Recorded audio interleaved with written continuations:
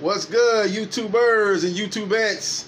This is JB Sports back again with another one. Don't talk about the bronze bomber Deontay Wilder. The guy is becoming the new Mike Tyson. The guy is on a Mike Tyson trajectory. You know, he's getting close to being on that Mike Tyson level. When Mike Tyson was in his heyday, it didn't matter who he fought. He could be fighting James Quick Tillers. He could be fighting Tony Tucker, Bruce Seldon. It didn't matter who he fighting. People was going to tune in because he had the reputation of knocking people slap out. He was a devastating knockout artist. And that's where Deontay Wilder is getting close to becoming.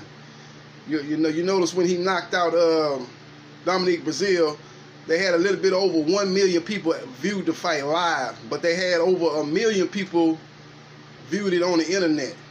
It went viral on the internet, and over 1 million people watched it on the internet. So that's 2 million people that was able to see that fight and see that devastating knockout Saturday night. You know, Saturday night 2 weeks ago. So I think Deontay Wilder is becoming the new Mike Tyson. And I think this is the reason why, one of the reasons why, even though I'm kind of skeptical that Eddie Hearn and Anthony Joshua wants to make the fight, I think that might be one of the reasons why they might want to make the fight right now with Deontay Wilder. Because if he fights, say, Luis Ortiz and knocks him out, and after that he fights Tyson Fury or Adam Kornacki and knocks him out, by the time he gets to the Joshua fight after those two knockout victories, potentially, he would be the clear A side, and he'll be commanding the he'd be commanding commanding more of the purse, the high percentage of the purse, as you know, he'd be demanding high percentage of the purse, maybe 60-40 or somewhere like that, 70-30. So I think this might be one of the reasons why Eddie Hearn and Anthony Joshua, if they really are sincere about making a fight, might want to make this fight now, because Deontay Wilder brand is exploding right now. He's white hot right now. You know, he's white hot right now, man. He's the face of boxing, and like I said, he's quickly becoming the new Mike Tyson. So we'll see what happens, man. I have my, a lot of people are saying that they now believe that Eddie Hearn and Anthony Joshua actually want to fight. I'm very skeptical of that, actually. I think it's more smoke and mirrors by Eddie Hearn.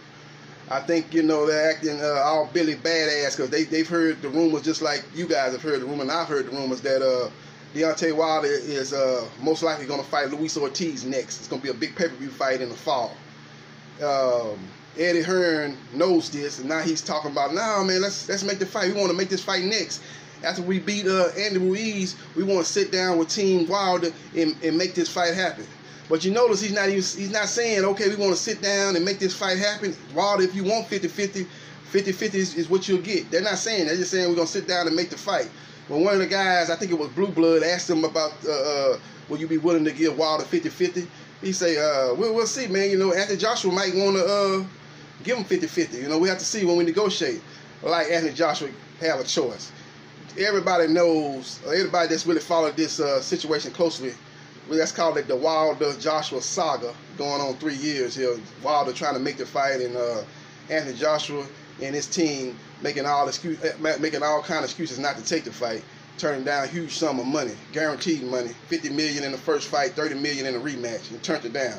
So I don't think Joshua's in control of his career. I think Eddie Hearn has the last say. I think he calls the shots. He determines who Anthony Joshua gonna fight. Just like in September 22nd, Eddie Hearn wanted Anthony Joshua to fight Povetkin, and that's who he fought. Anthony Joshua might have, in his own mind, wanted to fight Wilder, but he has no say so.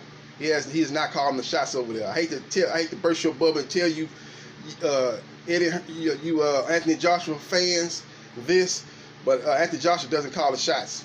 Deontay Wilder calls his shots. Case in point, look at Luis Ortiz, the first fight. His team did not want that fight. Shelly Finkel didn't want that fight. Al Heyman didn't want that fight. But Deontay Wilder is the shot caller. And he said, no, I want this fight. He's supposed to be the boogeyman. And nobody want to fight him. He's supposed to be the man that everybody ducking and running and hiding from. Let me take on that challenge. And that's what he did. He took on that challenge, and it produced one of the best fights of that year, as he won in a very devastating fashion. I think he stopped him in the ninth round knockout. I know it was in the second half of the fight.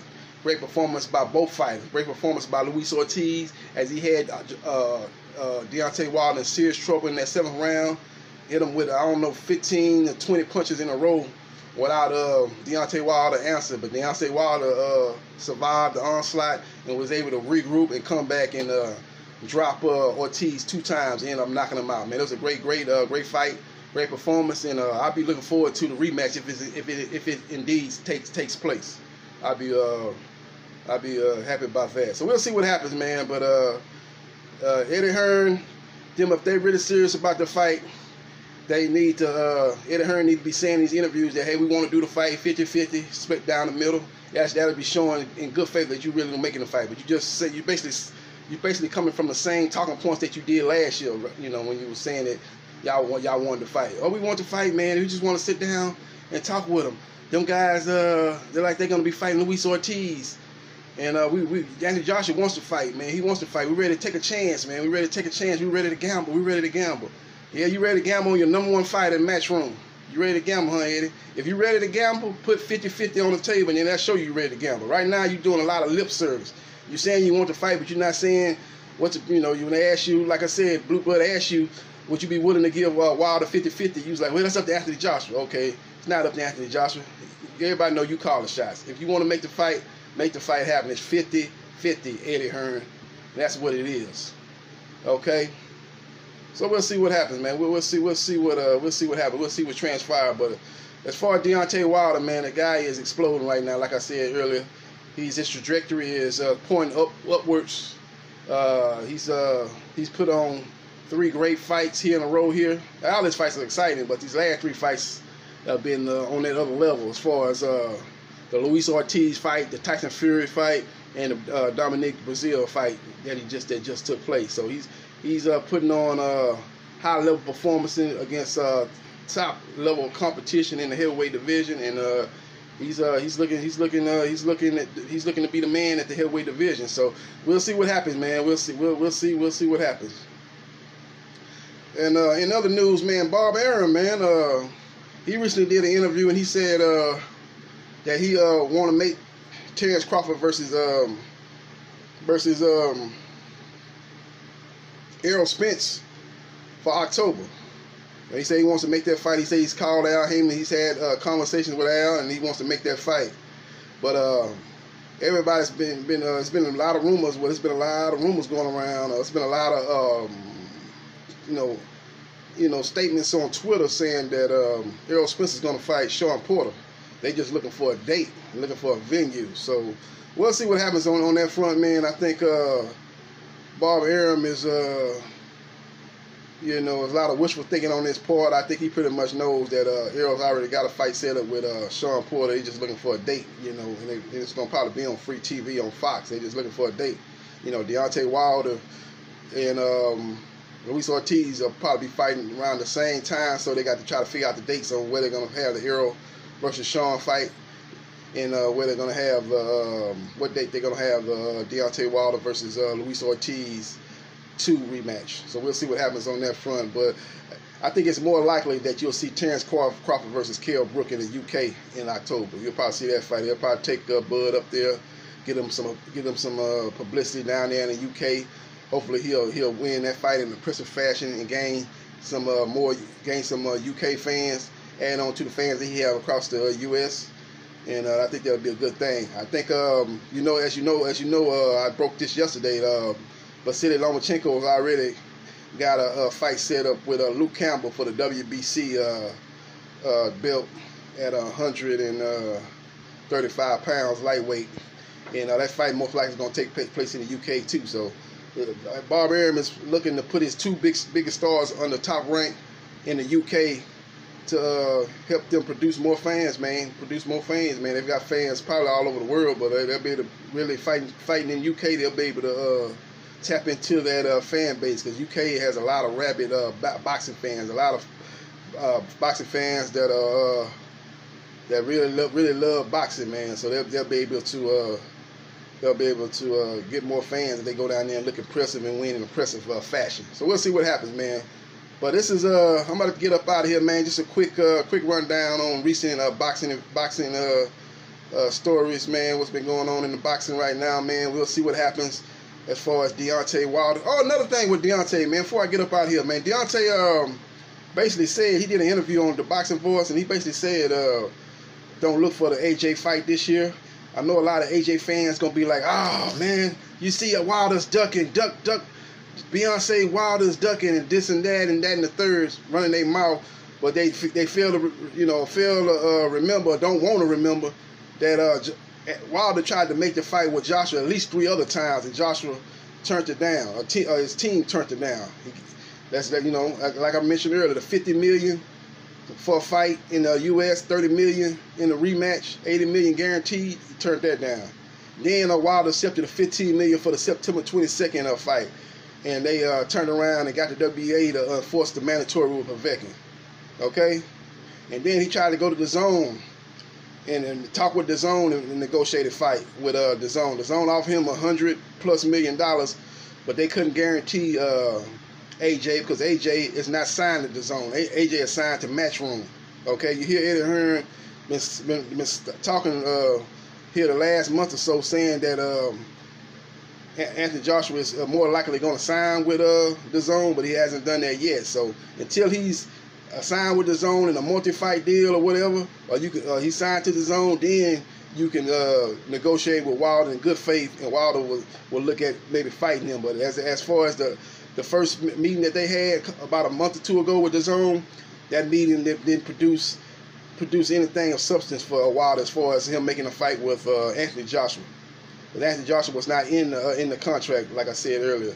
So that's like I said, Wilder's been trying to make the fight. Now he's moving on with his career, and Eddie Hearn had caught wind, like I said, that he's more likely going to fight Luis Ortiz next, and now he's want to act all Billy Badass. Him and Anthony Joshua, they caught wind. They know what's going on. Now they want to act like they want to make the fight all of a sudden.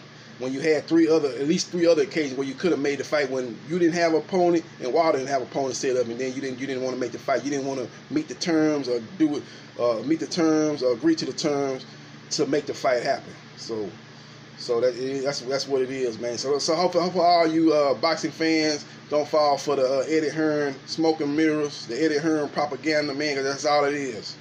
That's all it is. They really truly wanted to make the fight. And they was like, oh, man, it's like Wilder's going to sign and fight Luis Ortiz. We want this fight to happen. We want this fight next. Okay, Wilder, we'll give you what you want. 50-50 down the middle. We're going to have the fight. We'll have the fight on Showtime, pay-per-view. Do what you got to do to make the fight happen. You would say that. Don't just say we're willing to make the fight. And just, you're talking in broad terms when you're doing interviews. You're talking like you talked last year or 2 years ago. That's why Wilder can't take you seriously. You're coming from the same talking points that you did previously. You're making it look like you want to make the fight, but in actuality, you don't want to actually really want to make the fight. That for that fight to happen, Wilder terms are 50-50 down the middle. So the ball's in your court, Eddie. But right now, it's not even about 50-50 because you played around and played games for too long. Wilder's moving on with his career. He'll get to you guys when he gets to you guys. Y'all can fight the Usyks, the Pulev, the Dylan Whites of the world, and hopefully Anthony Joshua will keep winning, and then we'll revisit this maybe in 2020. We'll revisit this fight, and then we can hopefully make this fight happen. But as far as right now, Wilder them have made it.